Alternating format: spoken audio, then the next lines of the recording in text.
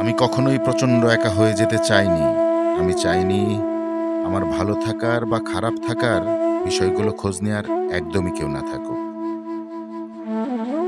কারণ প্রচণ্ড একা হয়ে যাওয়ার মাহাত্ম্য থেকে যন্ত্রণা বেশি।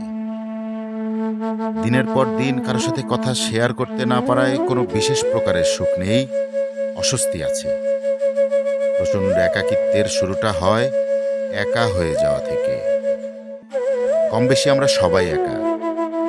কেউ একাকিত্ব বিলাস করে, কেউ একা থাকতে পছন্দ করে, কেউ ঠেকায় পড়ে একা হয়ে যায়। আর কেউ কেউ অনেক মানুষের ভেতরেও একা, যারা আসলেই কারো হয়ে উঠতে পারে না, তারা কিছু না বলেই গুটিয়ে নেয় নিজেকে। প্রচণ্ড একাকিত্বের শুরু সেখানেই।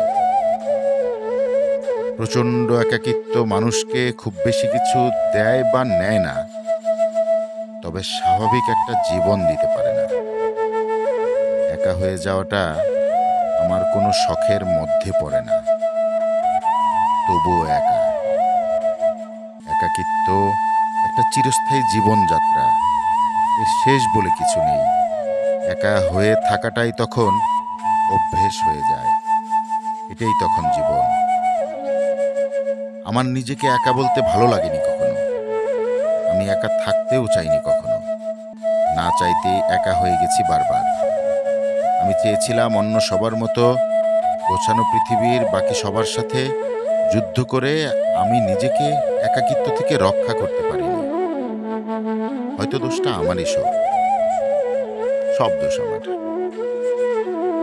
অন্ধকার বারবার আমাকে চেপে ধরেছে। চেপে মেরে ফেলেনি, বাঁচিয়েও রাখেনি।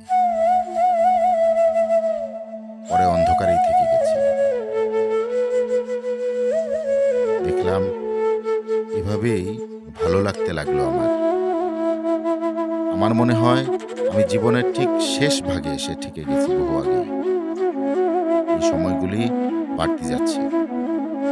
আমি সেইখানে এসে গেছি যেখানে প্রচণ্ড কোনো দুঃখ অথবা সুখ আমাকে খুব কাঁদাতে বা হাসাতে পারছে না। আমি নির্বাক সেই কবে থেকে আমি জানি না।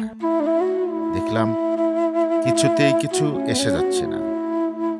এখন একাকিত্ব বলে কিছু নেই আর আমার কাছে। আমি দিন দিন নির্বোধ হয়ে যাচ্ছি। এর একটা শেষ আছে অবশ্য।